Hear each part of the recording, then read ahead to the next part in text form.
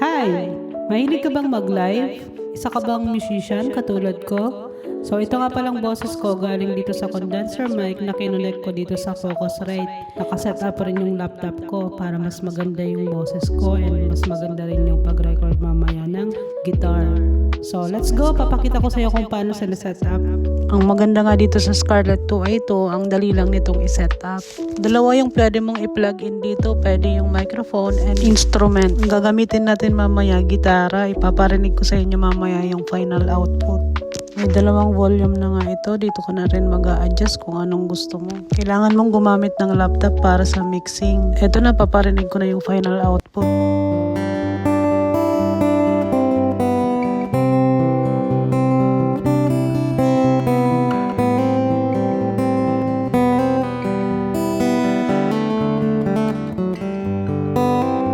Kaya kung gusto mo ng magandang sound, maganda rin dapat yung gamit mo. Mag-order ka na nitong Scarlett 2i2. Mabibili mo yan dito sa Yellow Basket.